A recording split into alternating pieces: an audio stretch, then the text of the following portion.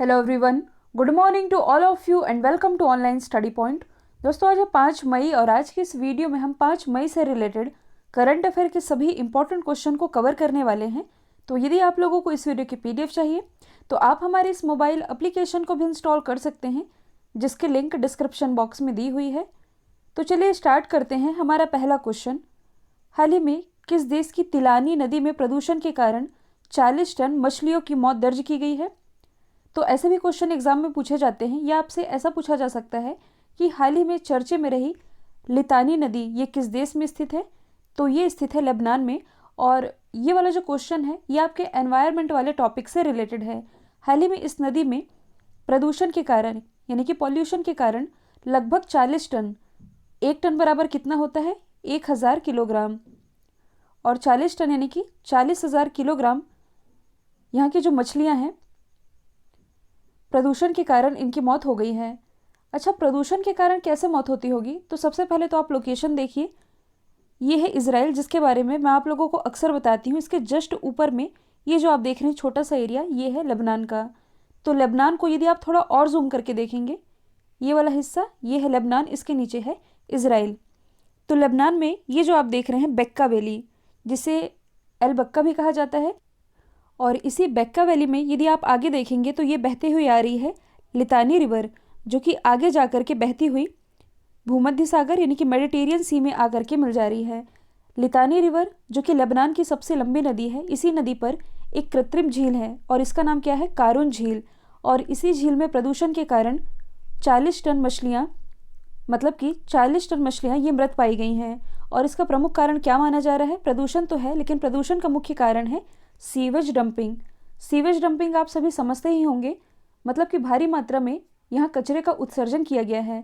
जैसे कि हमें पृथ्वी पर जीने के लिए सूर्य का प्रकाश ये तो चाहिए ना, वैसे ही पानी के अंदर जो जीव जंतु रहते हैं उन्हें भी सूर्य का प्रकाश मिलना चाहिए। लेकिन यहाँ सीवेज डंपिंग के कारण इस पानी में इतना ज़्यादा प्रदूषण हुआ कि सूर्य का प्रकाश जो है ये इन तक नहीं पहुँच पाया। जो मछलियाँ रहती हैं पानी में, इन तक ये सूर्य का प्रकाश नहीं पहुँच पाया, जिसके कारण भारी मात्रा में इन मछलियों की मौत हो गई है। तो यदि हम बात करें लेबनान की, इसकी कैपिटल है बेरूत। अच्छा, बेरूत से आप लोगों को क्या याद आता है? अभी लास्ट ईयर ही इसी बेरूत में अमोनियम नाइट्रेट के कारण ब्लास्ट हुआ था, जिसमें काफ़ी लोगों की मौत भी हो गई थी। और यदि आप करंट से रिलेट करेंगे तो हाल ही में औषधीय उपयोगों के लिए भांग की खेती, जिसे आप कैनबिस कहते हैं, तो भांग की खेती को लेबनान ने वैध कर दिया है। लेबनान की capital Beirut, currency Lebanese pound, prime minister Saad Hariri, ये सारी चीज़ें मैंने आप लोगों को बता दी है। हाल ही में भारतीय सेना ने पहला green solar energy harnessing plant ये कहाँ शुरू किया है? तो इसकी शुरुआत अभी हाल ही में की गई है सिक्किम में। तो देखिए, भारत का जो एनर्जी का टारगेट है, मतलब कि भारत क्या चाहती है कि आने वाले 2 सालों में, 2 साल हालांकि अब नहीं कह सकते, कि जो अगला साल है 2022 तक भारत ने टारगेट रखा था कि हम 175 गीगावाट एनर्जी ये किससे उत्पादित कर लेंगे? रीन्यूएबल एनर्जी से। और ऐसा टारगेट भारत ने कब रखा था? जो पेरिस जलवायु समझौता हुआ था, COP21 जिसे आप कहते हैं, कब हुआ था? 2015 में। तब भारत ने ये टारगेट रखा था। लेकिन वर्तमान में यदि देखा जाए तो ऐसा माना जा रहा है कि 2022 तक इसका केवल 69% हिस्सा ही कंप्लीट हो पाएगा। मतलब कि भारत अपना टारगेट लगभग तो पूरा नहीं कर पाएगा। तो भारत ने अब एक नया टारगेट ले लिया है कि वह 2030 तक लंबा टारगेट लिया है कि 450 गीगावाट जो एनर्जी है ये रीन्यूएबल एनर्जी से प्राप्त करेगा। तो अपने इस टारगेट को प्राप्त करने के लिए भारत के द्वारा काफ़ी सारे प्रयास किए जा रहे हैं, जिसमें कि जो इंडियन आर्मी है इसने पहला green solar energy harnessing plant इसकी शुरुआत की है सिक्किम में। और यदि हम बात करें इस प्लांट की, जो कि IIT मुंबई के सहयोग से स्थापित किया गया है, इसकी क्षमता है 56 kVA, जो कि 16,000 फीट की ऊंचाई पर बनाया गया है। और यह जो प्लांट है ये वैनेडियम आधारित बैटरी तकनीक का उपयोग करता है। वैनेडियम के बारे में कुछ दिन पहले मैंने आप लोगों को बताया था कि इसकी जो खोज है ये भारत में पहली बार कहाँ की गई है? अरुणाचल प्रदेश में। और यदि देखा जाए तो जो अपना देश भारत है ये विश्व में वैश्विक वैनेडियम उत्पादन का 4% उपभोग करता है। और इसी वैनेडियम का इस्तेमाल जो है अब किया जाना है इस ग्रीन सोलर प्लांट में, जो कि स्थापित किया जाएगा सिक्किम में। तो यदि हम बात करें सिक्किम की, तो ये है सिक्किम की लोकेशन। सिक्किम के राइट में स्थित है भूटान और लेफ्ट में स्थित है नेपाल। सिक्किम की राजधानी गंगटोक, यहाँ के मुख्यमंत्री प्रेम सिंह तमांग, राज्यपाल है गंगा प्रसाद। भारत में जैविक खेती लागू करने वाला भारत का पहला राज्य ये सिक्किम ही है। इसके अलावा अभी तक भारत में जो केसर का उत्पादन है ये कहाँ होता था, जम्मू कश्मीर में, लेकिन अब ये पहली बार अलाउ किया गया है सिक्किम में ही। साथ ही यूनेस्को के द्वारा भारत में कितनी साइट हैं जिसे यूनेस्को के वर्ल्ड हेरिटेज साइट में शामिल किया गया है, तो ये हैं टोटल 38, जिसमें कि 3 है सांस्कृतिक, 7 है प्राकृतिक और 1 है मिश्रित। तो भारत का एकमात्र मिश्रित स्थल जिसे यूनेस्को के वर्ल्ड हेरिटेज साइट में शामिल किया गया है ये है सिक्किम का कंचनजंगा। कब शामिल किया गया था? 2016 में। अगला क्वेश्चन है, चर्चे में रही माओ डॉल्फिन की प्रजाति किस देश में पाई जाती है? तो ये एक तरह की डॉल्फिन की प्रजाति है जिसका नाम है माओ डॉल्फिन। ये पाई जाती है न्यूजीलैंड में, और ये केवल न्यूजीलैंड में पाई जाती है, मतलब कि न्यूजीलैंड के उत्तरी द्वीप में पाई जाती है। और ये चर्चे में इसलिए आई है क्योंकि वर्तमान में यदि देखा जाए तो ये केवल 63 रह गई हैं। और जो IUCN है, IUCN इसकी फुल फॉर्म बनती है international union for conservation of nature. IUCN के द्वारा इसे किस लिस्ट में रखा गया है? लुप्त प्राय प्रजाति की लिस्ट में। और ये जो IUCN है ये प्रकृति के संरक्षण के लिए लिस्ट जारी करती है जिसे आप रेड डेटा बुक के नाम से जानते हैं, जिसमें कि ये कई तरह की कैटेगरी में ये लिस्ट जारी करती है, जैसे कि संकटग्रस्त, लुप्त प्राय और भी कई कैटेगरी होती है, जिसमें कि ये विश्व के विभिन्न जीव जंतु और पेड़ पौधों को बांटती है कि कौन सा पेड़ पौधा या कौन सा जीव जंतु किस कैटेगरी में आता है। तो इसमें ये बताया गया है कि जो माओ डॉल्फिन है ये इसमें लुप्त प्राय प्रजाति की कैटेगरी में रखी गई है। कई बार एग्जाम में पूछा जाता है कि IUCN इसका हेडक्वार्टर कहाँ स्थित है? तो इसका हेडक्वार्टर स्थित है ग्लैंड, स्विट्जरलैंड में, और इसकी स्थापना की गई थी 1948 में। यदि हम बात करें न्यूजीलैंड की, इसकी कैपिटल है वेलिंगटन, करेंसी है डॉलर, यहाँ की प्राइम मिनिस्टर हैं जेसिका अर्डन। और हाल ही में जो न्यूजीलैंड है इसने क्लाइमेट इमरजेंसी के लिए, क्लाइमेट चेंजेस के लिए कानून बनाया है, और ऐसा कानून बनाने वाला ये विश्व का पहला देश बन गया है। अगला क्वेश्चन है, हाल ही में गोपबंधु सांबदिका स्वास्थ्य बीमा योजना की शुरुआत किसने की है? तो इसकी शुरुआत अभी हाल ही में ओडिशा गवर्नमेंट के द्वारा की गई है। और इस योजना के अंतर्गत ओडिशा राज्य के जो पत्रकार हैं इन्हें फ्रंटलाइन कोविड-19 योद्धा घोषित किया गया है, क्योंकि आप सभी जानते हैं कि इस कोरोना काल में ना जाने कितने ऐसे पत्रकार हैं जो कि कोरोना की भेंट चढ़ गए हैं। तो इस योजना के तहत जो ओडिशा गवर्नमेंट है ये राज्य के पत्रकारों को 2 लाख रुपए तक का हेल्थ कवर प्रदान कर रही है, और इस योजना के थ्रू राज्य के 6500 से अधिक पत्रकार ये लाभान्वित हो सकेंगे। और जिनके नाम पर ये योजना रखी गई है गोपबंधु सांबदिका, तो गोपबंधु ये थे कौन? तो ये ओडिशा के एक सामाजिक कार्यकर्ता और पत्रकार थे। इन्हीं के नाम पर इस योजना की शुरुआत की गई है। ओडिशा की यदि हम बात करें तो इसकी राजधानी है भुवनेश्वर। भुवनेश्वर जिसे अभी हाल ही में ISO सर्टिफिकेट प्रदान किया गया था, इंटरनेशनल स्टैंडर्ड ऑर्गेनाइजेशन, और ये सर्टिफिकेट प्राप्त करने वाला ये भारत का पहला शहर भी बना था। इसी भुवनेश्वर में स्थित है लिंगराज मंदिर और कलिंगा स्टेडियम। और राउरकेला ये भी ओडिशा में स्थित है। इसी राउरकेला में भारत का सबसे बड़ा हॉकी स्टेडियम बनाया जा रहा है, जिसमें की बैठक क्षमता होगी 20,000 लोगों की। सिमलीपाल नेशनल पार्क जो कि आग लगने के कारण चर्चे में रहा था, ये इसी ओडिशा में ही स्थित है। ओडिशा में स्थित है व्हीलर द्वीप। हालांकि व्हीलर द्वीप का अब नाम बदल दिया गया है, इसका नाम क्या रखा गया है? APJ अब्दुल कलाम द्वीप।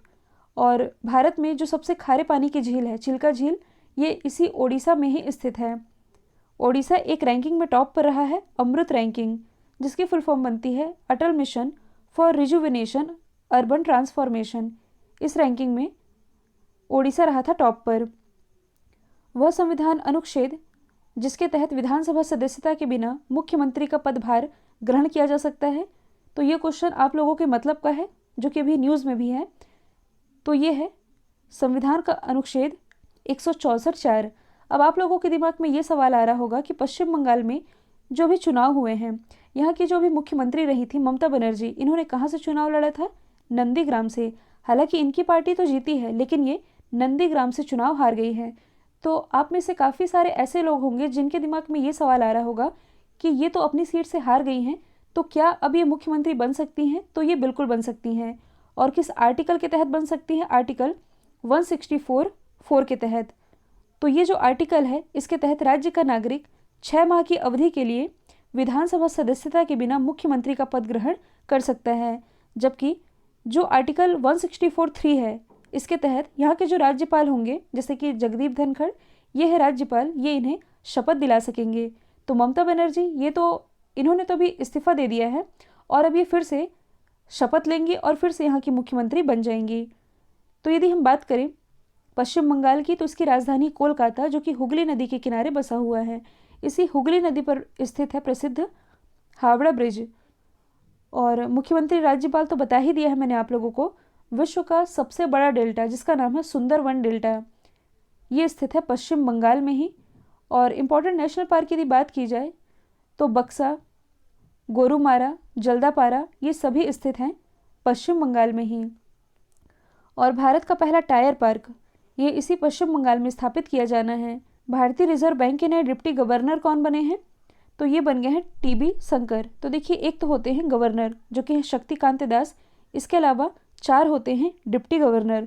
तो 3 तो थे महेश कुमार जैन, माइकल डी पात्रा और एम राजेश्वर।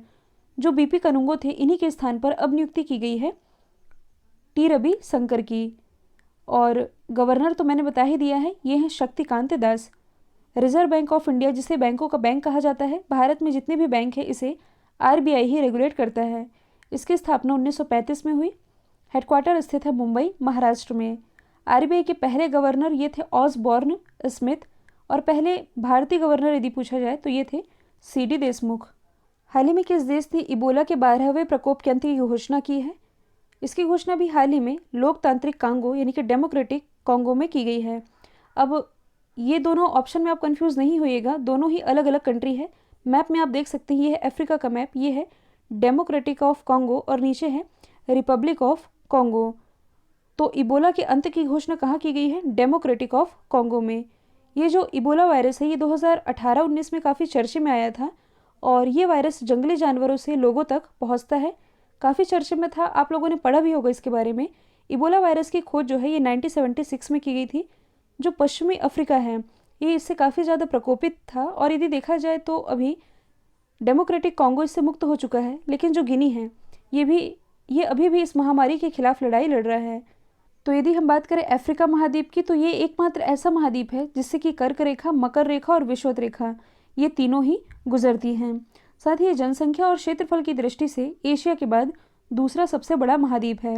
विश्व की सबसे लंबी रिवर, जिसका नाम है नील रिवर, ये इसी विक्टोरिया लेक से प्रवाहित होती है और आगे जाकर के ये भूमध्य सागर यानी कि मेडिटेरियन सी में आकर के मिल जाती है। इसकी जो लंबाई है ये है 6690 किलोमीटर। कमला हैरिस की मोम की मूर्ति को किस शहर के मैडम तुसाद वैक्स संग्रहालय में रखा जाएगा? तो कमला हैरिस जो कि भारतीय मूल की हैं, ये अमेरिका की पहली महिला उपराष्ट्रपति हैं। इन्हीं की जो मोम की मूर्ति हैं ये रखी जाएगी न्यूयॉर्क के मैडम तुसाद वैक्स संग्रहालय में, और ये उपलब्धि पाने वाली ये पहली अमेरिकी उपराष्ट्रपति बन जाएंगी। अच्छा, एक मैडम तुसाद संग्रहालय ये भारत में भी था। कहाँ था? दिल्ली में। लेकिन लास्ट ईयर ही जब कोरोना के कारण लॉकडाउन लगाना पड़ा, तब इसे पर्यटन के कारण काफ़ी नुकसान उठाना पड़ा, जिसके कारण इसने इसे बंद कर दिया था। अगला क्वेश्चन है, एशियाई मुक्केबाजी चैंपियनशिप 2021 किस देश में आयोजित की जाएगी? तो ये आयोजित की जाएगी यूएई में। यदि हम बात करें यूएई की, तो इसकी कैपिटल है अबू धाबी, करेंसी है यूएई दिरहम, और यहाँ का हाईएस्ट सिविलियन ऑनर क्या है? जायद मेडल। इससे सम्मानित कौन किए गए थे? Prime minister Narendra Modi. साथ ही विश्व का सबसे बड़ा झूला ये इसी दुबई में स्थापित किया गया है। और आप क्या रिलेट कर सकते हैं? तो हाल ही में यूएई के द्वारा इसका पहला परमाणु ऊर्जा संयंत्र ये भी स्थापित किया गया है, और ऐसा करने वाला ये पहला अरब देश बन गया है। और यदि आप करंट से रिलेट करेंगे तो हाल ही में यूएई ने अपनी पहली महिला अंतरिक्ष यात्री की घोषणा की है। इनका नाम क्या है? नौरा अल मतरोशी। अगला क्वेश्चन है, हाल ही में पुर्तगाल ग्रैंड प्रिक्स का खिताब किसने जीता है? ये जीता है लुइस हैमिल्टन ने, जो कि इंग्लैंड से बिलोंग करते हैं और मर्सिडीज़ के ड्राइवर हैं। इसमें दूसरे स्थान पर रहे हैं मैक्स वेस्टअपन और तीसरे स्थान पर रहे हैं वॉल्टरी बोट्टास। अच्छा, लुइस हैमिल्टन ये मर्सिडीज़ के ड्राइवर हैं। साथ ही यदि आप करंट से रिलेट करेंगे तो हाल ही में इन्हें एलजी सिग्नेचर का ब्रांड एम्बेसडर बनाया गया है। और एलजी किस देश की कंपनी है? साउथ कोरिया की। और इसी एलजी ने हाल ही में अपना एक कारोबार बंद किया है। कौन सा कारोबार? स्मार्टफोन का, क्योंकि इसे बीते वर्ष से काफ़ी नुकसान उठाना पड़ रहा था। आईओसी यानी कि इंटरनेशनल ओलंपिक कमेटी के बिलीव इन स्पोर्ट्स अभियान के लिए एथलीट राजदूत के रूप में किसे नियुक्त किया गया है? तो भारत की तरफ से ये पीवी सिंधु नियुक्त की गई हैं। और इनके अलावा कनाडाई मिशेल ली को अंतर्राष्ट्रीय ओलंपिक कमेटी के इस अभियान, जिसका नाम है बिलीव इन स्पोर्ट्स, इसके लिए खेल राजदूत के रूप में नियुक्त किया गया है। यदि हम बात करें इंटरनेशनल ओलंपिक कमेटी की, स्थापना 1894 में हुई। हेडक्वार्टर स्थित है लॉजन, स्विट्जरलैंड में, और इसके अध्यक्ष है थॉमस बाक, जो कि दोबारा से इसके अध्यक्ष बनाए गए हैं। और फिर यदि हम बात करें पीवी सिंधु की, बैडमिंटन वर्ल्ड फेडरेशन यानी कि BWF में गोल्ड जीतने वाली ये पहली भारतीय हैं। इन्हें भारत की लक्ष्मी का भी ब्रांड एम्बेसडर बनाया गया है, मतलब कि पीवी सिंधु और दीपिका पादुकोण को। आंध्र प्रदेश गवर्नमेंट के द्वारा जो एंटी करप्शन मूवमेंट चलाया गया था, इसकी भी ब्रांड एम्बेसडर पीवी सिंधु ही थी। थिसारा परेरा ने हाल ही में अंतर्राष्ट्रीय क्रिकेट से संन्यास की घोषणा की है। ये किस देश से बिलोंग करते हैं? तो ये बिलोंग करते थे श्रीलंका से, जिन्होंने भी हाल ही में अपने 12 साल के करियर के बाद अंतर्राष्ट्रीय क्रिकेट से संन्यास लेने की घोषणा कर दी है। कल जो मैंने आप लोगों से सवाल पूछा था, इसका राइट आंसर ब्राज़ील था। अब आप लोगों के लिए आज का सवाल है, किस देश के भूवैज्ञानिकों ने पृथ्वी पर 1.6 बिलियन वर्ष पुराना पानी की खोज की है? तो इसका जो भी आंसर है कमेंट बॉक्स में बताइएगा। वीडियो यदि पसंद आए तो लाइक कीजिए, शेयर कीजिए और चैनल को सब्सक्राइब करना बिल्कुल मत भूलिएगा। आज के लिए इतना ही। Thank you so much.